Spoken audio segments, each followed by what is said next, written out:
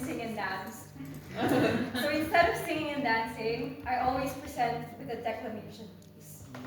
And this is one of my favorites because it shows a short history of my people. Wow!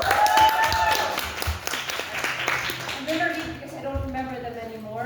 Bear with me. Alright. Once upon a time, the Tao owned a piece of land.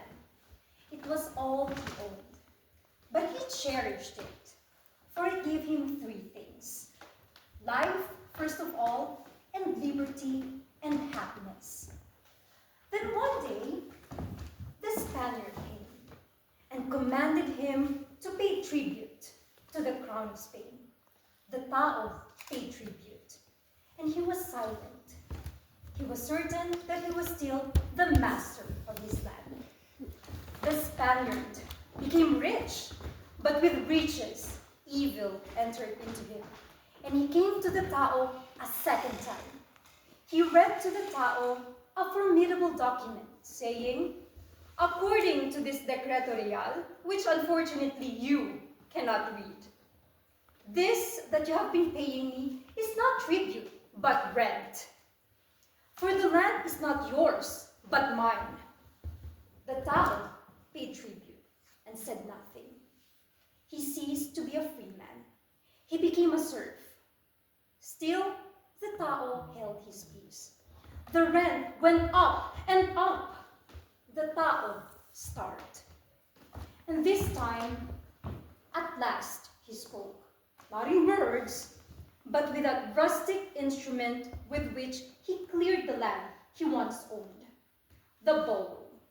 He transformed it from an instrument of tillage to an instrument of death, and with it drove away the stranger.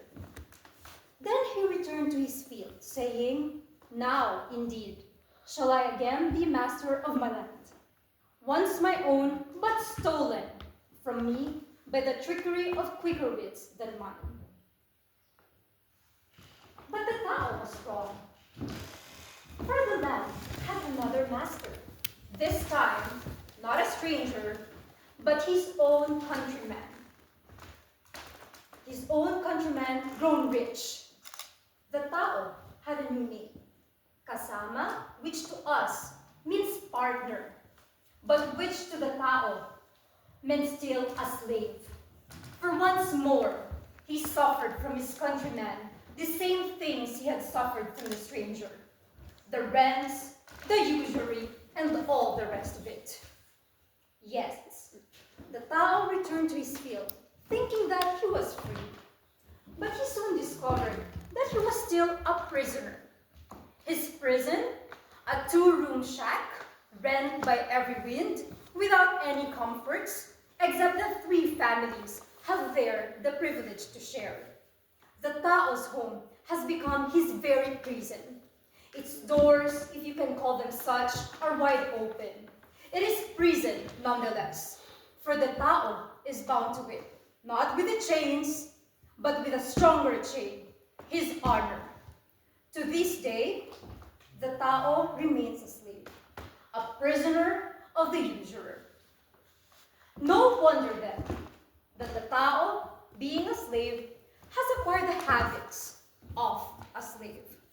No wonder that after 3 centuries in chains, without freedom, without hope, he should lose the erect and fearless posture of a free man and became the bent, misshapen, indolent, vicious, pitiful thing that he is. Who dares accuse of him? Who dares rise up in judgment against these men, reduced to the subhuman level by 3 centuries of oppression? Ladies and gentlemen, the Tao does not come here to judge, but to judge. Hear then his accusation and his sentence. I indict the Spanish encomendero for inventing taxes impossible to pay. I indict the usurer for saddling me with debts impossible to bear. I indict the irresponsible radical leaders who undermine with insidious eloquence the confidence of my kind in this government. You accuse me of not supporting my family. Free me from bondage and I shall prove you false. You accuse me of ignorance, but I am ignorant because my master finds it profitable to keep me ignorant. Free me from bondage and I shall prove you false. You accuse me of indolence, but I am indolent, not because I have no will, but because I have no hope. Why should I labor if all the fruits of my labor go to pay an unpayable debt? Free me from bondage and I shall prove you false. Give me land, land to own, land unbeholden to any tyrant. Give me land, for my children are starving. Give me land, that my children may not die. Sell it to me. Sell it to me at a fair price, as one free man sells to another, and not as a usurer sells to a slave. I am poor, but I will work. I will work until I fall from weariness, from my privilege, from my inalienable right to be free. But if you will not grant me with this last request, this ultimate demand, then build a wall around your home. Build it high, build it strong. Place a sentry on every parapet. For I, who have been silent these 300 years, will come in the night when you are feasting, with my cry and my bolo at your door. And may God have mercy on your soul.